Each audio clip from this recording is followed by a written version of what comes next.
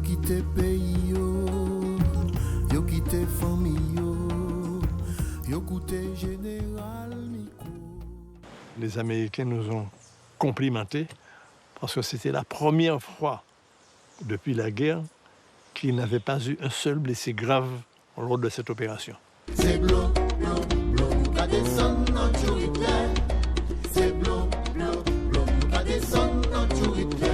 L'entraînement terminé, les dissidents sont maintenant des soldats du bataillon des Antilles numéro 1, envoyés en Afrique du Nord. Casablanca, première déception, nous étions tout chauds, nous étions français, tout ça. Et on se retrouve devant des gens qui nous regardaient d'un air hostile. Qui étaient-ils? C'était des Marocains qui ne comprenaient pas que nous, hommes de couleur comme eux, étions habillés comme des Américains, c'est-à-dire luxueusement. Nous étions reçus par des Français, des officiers français qui ne comprenaient pas que nous, simples soldats, jeunes soldats, nous étions mieux habillés qu'eux. Ils portaient des bonnes moltières. Hein, nous, on ne connaît pas ça, on ne connaissait pas ça. Ils avaient des godillots, nous avions des Rangers. On était tellement bien nippés qu'à tel point, arrivé au Maroc, on a voulu, surtout nos officiers français qui étaient déjà en place, ils ont voulu nous reprendre ce que nous avions acquis à Fort Dix. Et c'est le commandant Dréano qui commandait le bataillon à ce moment-là, qui leur a dit non. Ils ont été chercher leurs uniformes et tout ce qu'ils ont chez eux, et tout ce qu'ils ont, ils ont été le chercher. Il fallait y aller aussi. Alors là, toute polémique a été arrêtée. Bon, alors, on nous a envoyé un peu par mesure par punition, on nous a envoyé à El Algeb, dans le Moyen Atlas, à peu près à 40 km au-dessus de Meknes, où pendant un mois, nous avons souffert énormément. Il faisait moins 20 facilement la nuit, il neigeait bien souvent, il gelait, et la journée, il faisait 40. Je vais vous étonner, c'est la première fois que j'ai connu la neige, en Afrique du Nord, à El Hadjib. C'est un village en hauteur. Bourré de punaises, on ne pouvait pas dormir, on ne pouvait rien faire. Et la nourriture, du chameau matin, midi et soir. Il n'y avait que du chameau à manger. Enfin bref. On avait épouvantablement mal, ce qui fait qu'on avait une ressource. Courir après les lapins, on les piégeait, ou bien les chats. Au bout de 15 jours, il n'y avait plus un chat, il n'y avait plus un lapin à 3-4 km à la ronde. Bon, il fallait bien manger, quoi. Les Antillais sont des débrouillards. Combien de cigognes qu'on a bouffé? Après El Hadjeb, on passe en Algérie, après plusieurs péripéties, et nous arrivons en Tunisie, à Sousse. Et c'est de là qu'à Sousse que se joue la destinée de notre bataillon des Antilles numéro 1. Le BA1 devient alors le 21e groupe antillais de défense contre-avion, au sein de la glorieuse armée du général Delattre de Tassigny, la première division française libre.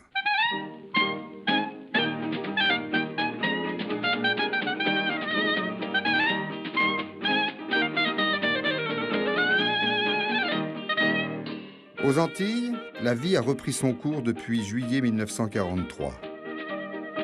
L'amiral Robert est parti et la République est revenue.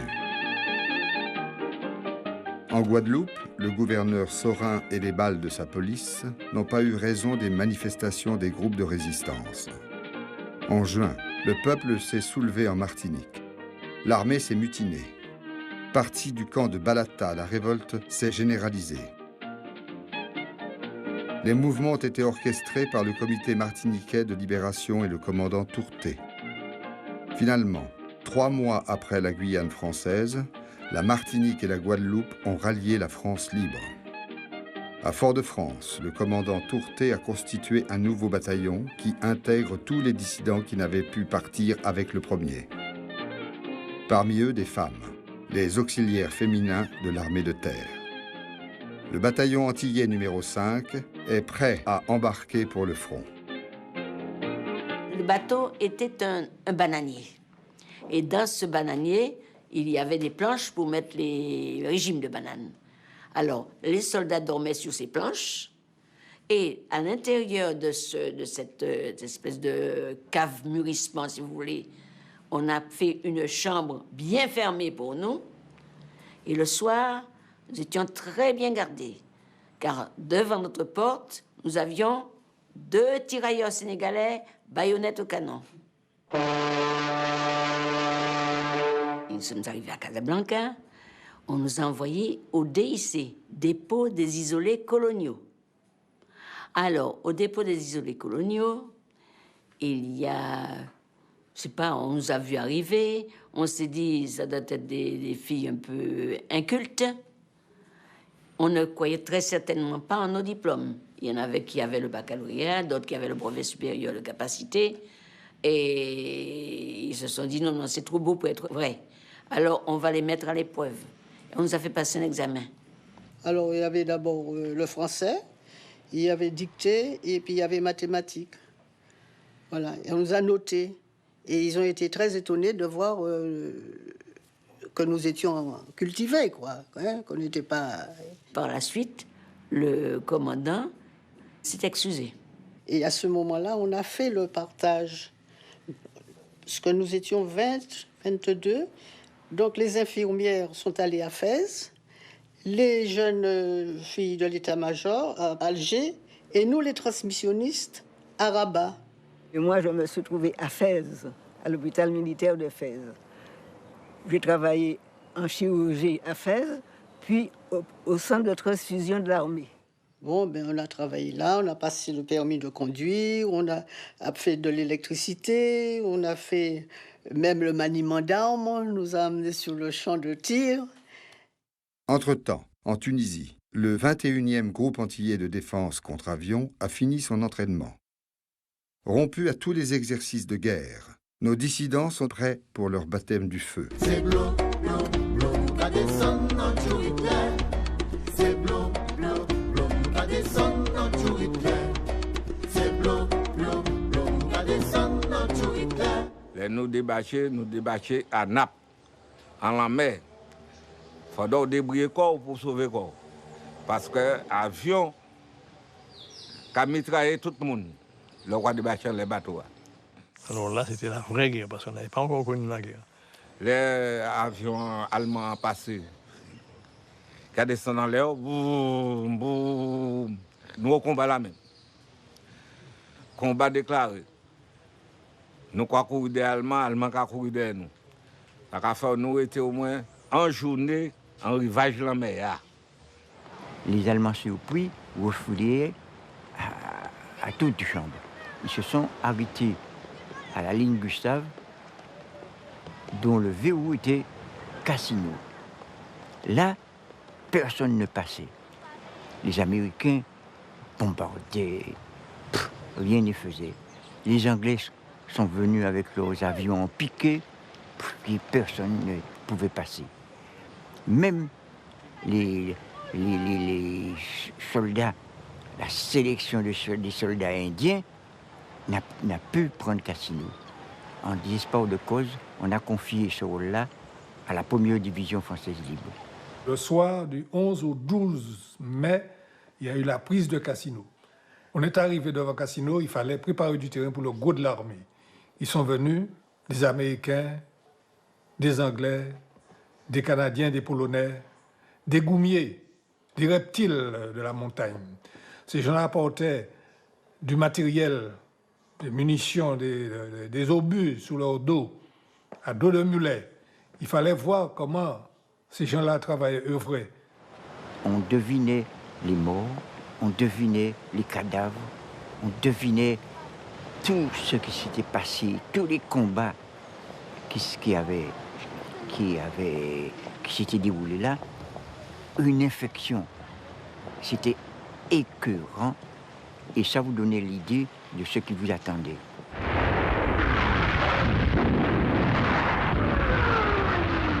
Mais la terre tremblait, c'était le bombardement plein. J'entendais déjà le bombardement sous Casino. On a marché comme ça à pied. Lorsqu'on est arrivé pour traverser le mont Casino, on a traversé auprès des morts comme des roches au bord du milieu. C'était incroyable. Ah non. Et subitement, quand on est arrivé presque au sommet, un calme. Le calme encore plus effrayant que les grondements de canon. Lorsque le jour s'est levé, il n'y avait plus personne. Les Allemands avaient décroché les fusiliers marins, la Légion, les tabords marocains avaient fait le travail. Il ne restait plus qu'à retourner au camp.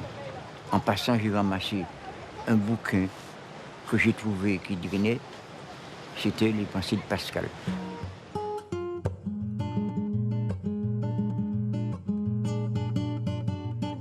Le lendemain, ramassage des corps dans des GMC comme des vulgaires sacs de pierre et de terre. Vous voyez ce qui se passe devant Cassino? Les Allemands ont perdu, la prise de Cassino s'est faite et ça continue. En Italie, là, il n'y avait pas de quoi manger facilement. Hein.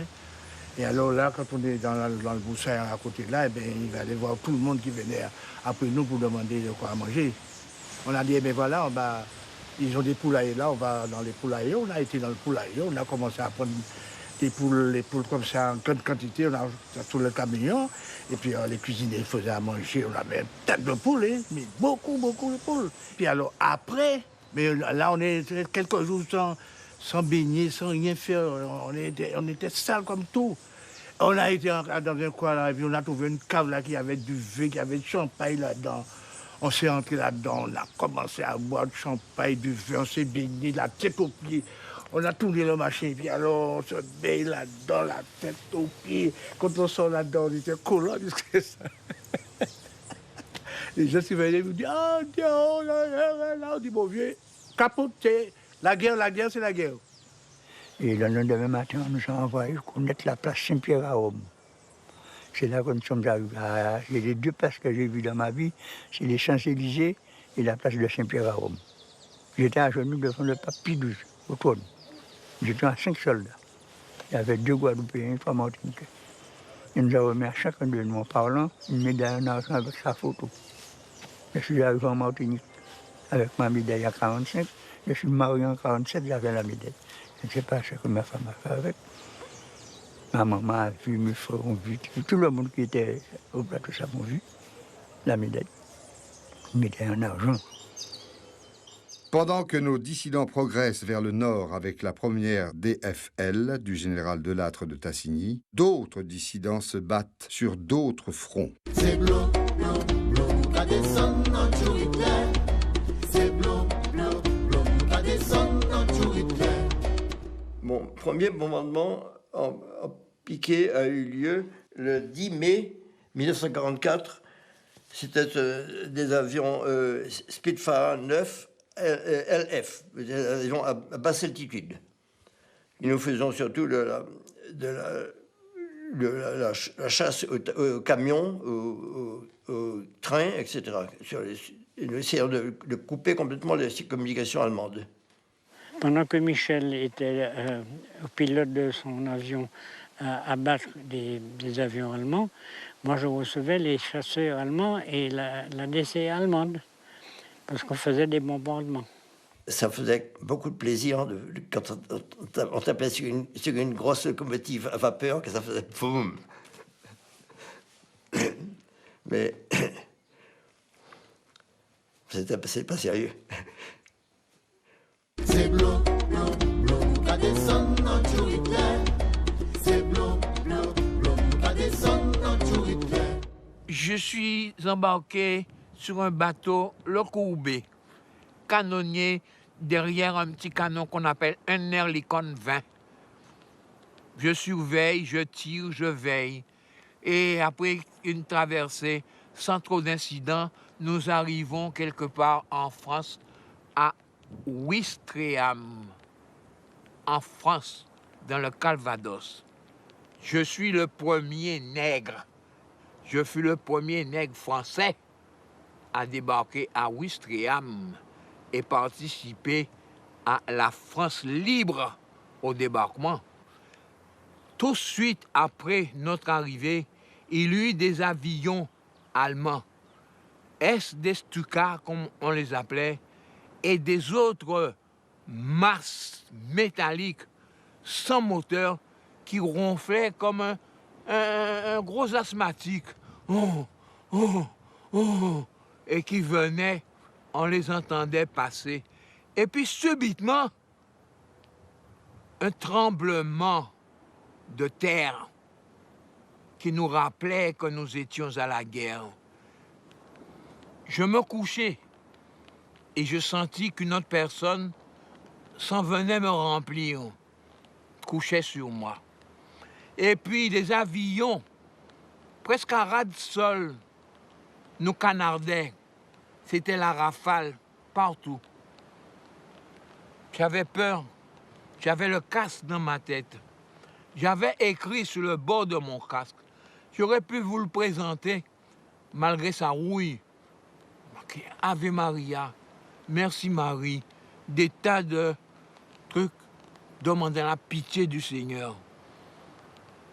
Après, quand les avions partirent, s'en allèrent un peu plus loin, un coup d'épaule, un mouvement, un rien du tout, et la charge qui était sur moi se glissait jusqu'en bordure de la dalle, le dallo. Qu'est-ce qu'il y avait? Une pauvre femme qui avait été touchée. Et je ne sais comment, par quel miracle des dieux, j'en réchappais. Et ceci se passait à Ouistreham, en Normandie, le 6 juin. Le 6 juin. J'étais dans cette rue-là, et près d'un hôtel, là-bas.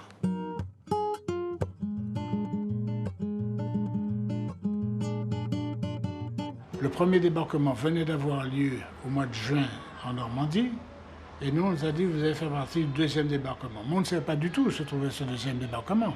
S'il était sur les côtes normandes à nouveau, s'il était sur la côte d'Azur, on ne savait pas où nous allions. La veille, nous avons fêté énormément parce que là, débarquer, le débarquement, on savait ce que c'était. Vous débarquez, mais vous ne savez pas ce qui vous attend à terre. Alors donc, autant profiter des dernières heures qu'on a à vivre. C'est bleu, bleu, bleu, qu'a descend dans tout Hitler. C'est bleu, bleu, bleu, qu'a descend dans tout Hitler. Nous sommes descendus dans les barges par des filets qui étaient tendus le long du bord des bateaux. Parce qu'on était des centaines de bateaux aussi. J'ai failli me noyer, surtout j'avais un sac de plus de 40 kilos sur le dos, plus mon fusil, tout ça, enfin. J'ai failli me noyer en tombant à l'eau. C'est un de mes amis dont j'oublie le nom, Marie-Catherine, qui m'a poussé, il était derrière moi. Il y a eu une hécatombe à terre parce que les Allemands nous bombardaient sur toute la plage de Cavalaire. C'était un champ de bataille presque indescriptible. Et on a vu, il y avait des champs, des vignes, c'était la pleine récolte. Nous sommes planqués dans les vignes, et là, quand on s'est ouvert les yeux au petit matin, on a vu ces raisins qui étaient absolument formidables. Moi, j'avais vu des raisins, parce que j'étais pratiquement né en France, enfin je connaissais, mais tous ces jeunes Martiniquais et ces jeunes Guadeloupéens n'avaient jamais vu de raisins. Qu'est-ce qu'ils ont fait? Ils savaient que c'était des raisins. Ils sont couchés dessous, et ils ont commencé à manger des raisins, d'autant plus qu'on n'avait pas le temps de faire du café ni quoi que ce soit. Ils ont mangé du raisin, à avoir plus soif, plus faim. Et puis, évidemment, il était peut-être 5h, 6h du matin. À partir de 8h du matin, personne ne pouvait décoller. On avait tous attrapé la chiasse. Quand c'était un peu reformé, après la bagaille, comme nous étions initiés pour le combat corps à corps, et on a désigné des groupes pour aller attaquer des nids de résistance. Il y en a un qui s'appelle la Roche Noire. C'est de là qu'est tombé Joseph Henry. Il est monté à l'attaque avec ses camarades. Moi, je n'ai jamais cru aux mines. J'ai toujours cru qu'il y avait un bon Dieu pour moi et que ce n'était pas fait pour moi. J'ai jamais cru au mauvais coup du sort, et la guerre pour moi était presque un jeu, en quelque sorte. Vous comprenez? Je suis monté, j'ai foncé pas parmi les premiers, j'ai foncé le premier, et puis évidemment, j'étais le premier à sauter sur une mine.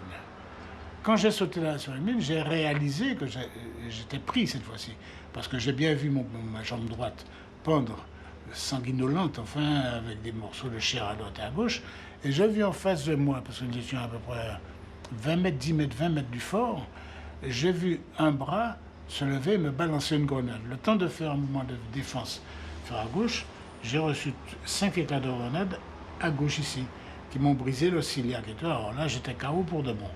Il n'a eu le salut que grâce à son frère, qui était à côté de lui et qui a pu le secourir, et au capitaine Courquette, l'aumônier, qui passait à ce moment-là, parce que l'aumônier était toujours avec nous. Hein. Notre aumônier, le père Croquette, qui arrive parmi les premiers pour me réconforter, a droit, lui, cet ami dévoué entre tous, à toutes mes injures guadeloupéennes et martiniquaises, à chaque signe de la croix. Et je répète sans cesse, je ne pourrai plus danser, je ne pourrai jamais plus danser. Je n'avais que 18 ans et 3 mois.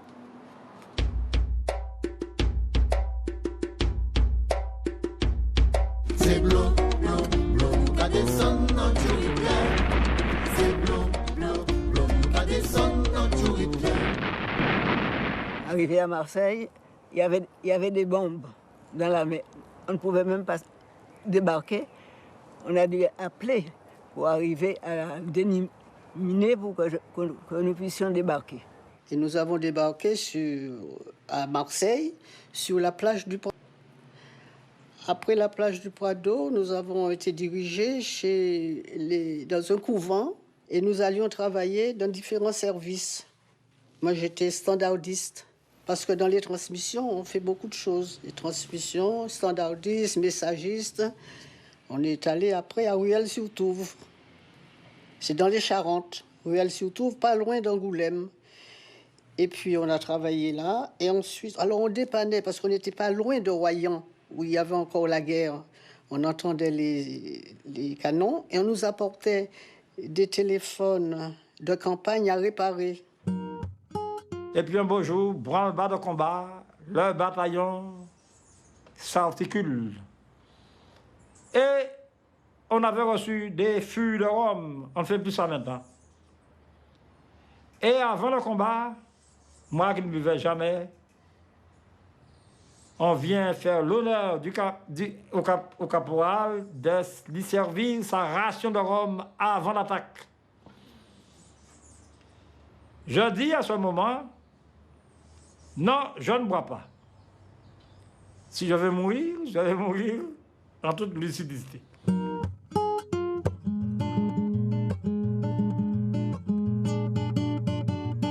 Nous fait hier, nous fait Toulon, nous fait Marseille.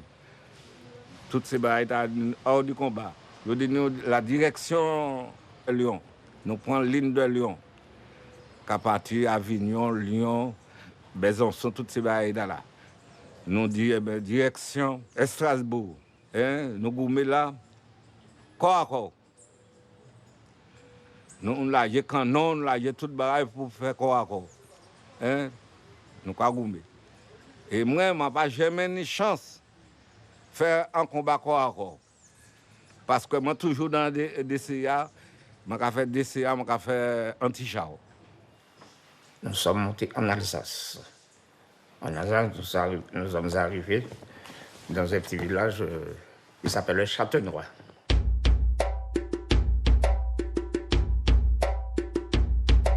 Le matin, nous sommes entrés, il était 8 h du matin, il n'y avait pas un chat dans la rue. C'est là qu'on nous dit, il n'y a personne, comment? Le pays n'a pas de monde. Et le lendemain matin, nous sommes réveillés, je vois un petit enfant, une petite fille qui vient. Mais je fais un petit pas. Progressivement, comme ça, un petit pas. Alors, il est approché, je l'ai longé un paquet de biscuits pour elle. Elle l'a pris.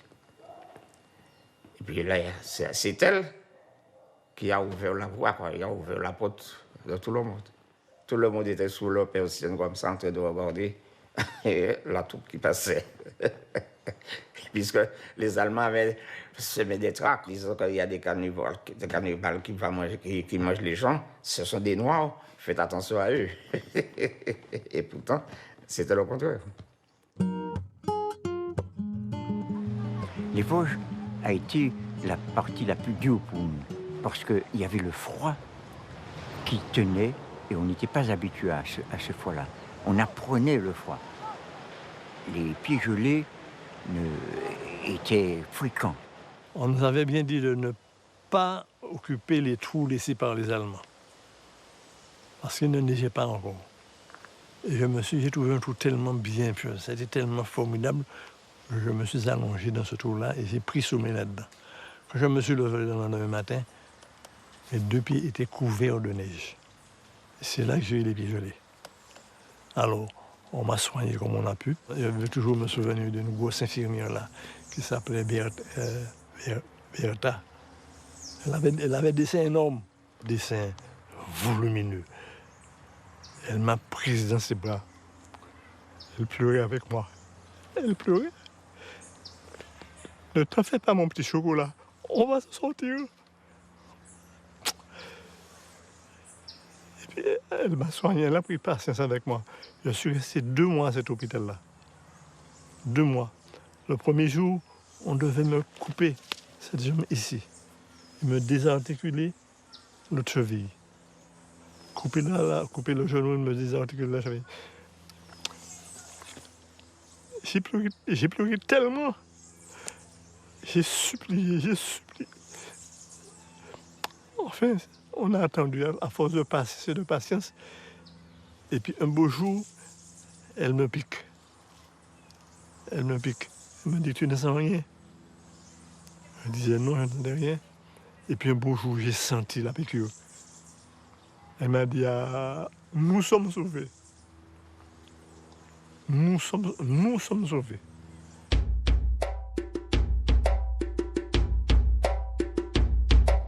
Il a appelé maman souvent. Ah oui, c'est pas beau. La guerre, c'est pas bon, madame. Ah non, il ne voulait pas ça, pas du tout. J'ai vu des amis qui sont morts dans 5-7 dans un trou. Hein. On ne l'a pas reconnu. On l'a reconnu sur les cynobottes, parce que là-bas, il faisait froid, c'était l'hiver en Alsace. On ne l'a pas reconnu parce qu'il était en miettes, quoi. Je demande pourquoi on se tue.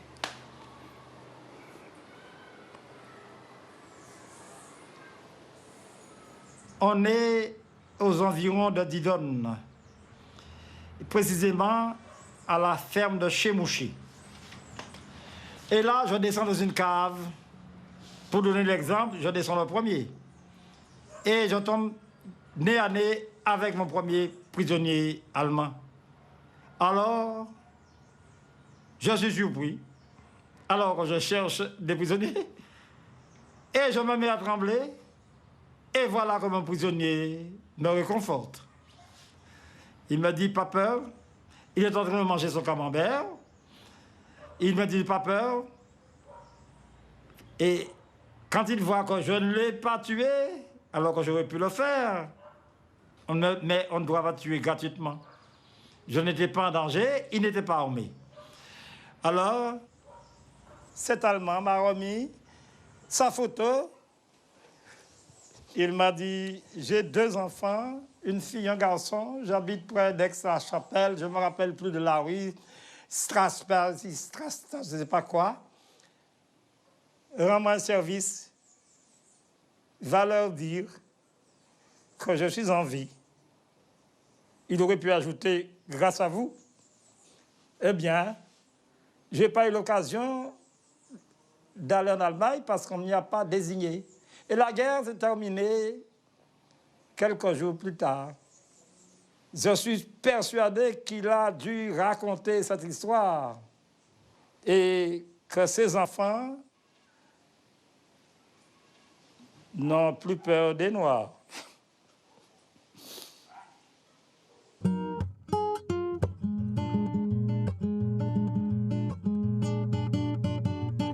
On a passé le Rhin avec beaucoup de difficultés, sans lumière, sans rien. On a continué. Au fur et à mesure, on continuait. Les Allemands couraient et puis on était derrière eux. On était après eux, comme ils ont fait les Français en 1939-40. Alors, ce sont eux qui couraient et on était après eux. On est arrivé du côté de Britten, Sigmaringen, Tuttlingen. De Coblence, je suis allé à Gießen. De Gießen, je suis retourné à Baden-Baden. De Baden-Baden, je suis retourné à Offenbourg. Alors, vous avez vu le chemin, messieurs, ouais, le chemin que nous avons parcouru contre les Allemands vraiment, et puis c'était la fin des hostilités, c'était la fin de la guerre. 350 jours au front sans interruption, 12 citations collectives, 9 titres de combat glorieux inscrits sur le drapeau du 21e GADCA, 208 blessés graves, 28 morts au champ d'honneur, autant de disparus. Et puis il y a eu le 11 novembre 1945, nous avons défilé sur les Champs-Élysées jusqu'à la place de la Concorde et fiers de saluer l'homme du 18 juin, le général Charles de Gaulle. Nous étions très, très, très émus. Et je l'ai vu et j'étais fière de le saluer. Mais j'étais fier de voir que j'étais à côté de Gaulle. J'étais fier. Un bonhomme que je ne connaissais pas et que je m'étais évadé de chez moi pour aller lui porter secours, pour faire ce qu'il faisait. C'est pas... J'étais fier, moi. J'avais même envie d'aller l'embrasser, c'était pas possible. Et oui.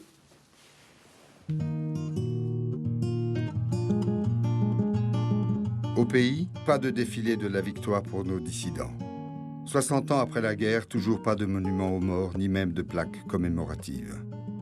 Sur les 50 000 combattants des forces françaises libres, 2500 étaient des dissidents. Pourtant, ils sont absents des livres d'histoire et sont ignorés de tous aux Antilles comme en métropole. À ce jour, au mémorial du Fort Faron, le 21e groupe antillais de défense contre avions est inconnu au bataillon. Moi, je cherchais, mais je n'osais y croire. Je ne voyais nulle part le nom même de notre bataillon. Je ne voyais aucune photo de nous, rien du tout. Nous étions complètement effacés de la carte. On n'existait pas sur des centaines de cartes qui étaient là, enfin. Le 21e GADCA, première DFM, n'existait pas. Personnellement, ça m'a foutu un choc et j'ai eu auquel je me suis mis à chialer. Mais à chialer de rage. J'étais enragé de voir que j'avais perdu ma jambe à 5 km de là, entre autres, et que nous n'avions même pas un remerciement. Nous étions occultés, une fois de plus, enfin. Ah oui, ça touche. Je n'ai pas pleuré, mais quand même. En plus, on a fait tout ce qu'on peut pour venir aux besoins de la France, et puis ils nous rejettent, quoi. Ça fait mal. Pourtant, on a laissé notre sang en France. Je suis profondément français. Ouais. Je ne regrette pas ce que j'ai fait parce que je l'ai fait parce que j'avais envie de le faire, parce qu'il fallait que je le fasse. Mais je me répète, s'il fallait le refaire dans ces conditions, je ne vois pas. Je le referai. Parce qu'on nous a ignorés. Les jeunes nous méprisent. Qu'est-ce que petit m'a dit quand j'ai mis mes décorations? Et si vous pensez ça, vous faites font brûler, font nigo, font la haie. Médailles saucisson. Ils se moquent de nous. Ah non, un soldat français, c'est zéro. Ah non, un soldat, un ancien combattant de la France, c'est rien. On ne s'occupe pas de nous. Mais, je vous le... C'est ça, on a été, on ne l'avait pas appelé. On est parti. Et on est retourné. Alors, vous le voyez. On est parti. Mais c'est comme ça que nous foutons le camp, et sans que personne ne sache quoi que ce soit. Comprenez?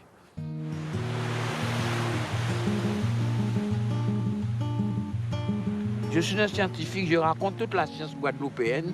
Les enfants de la Guadeloupe connaissent M. Cornélie est biologiste.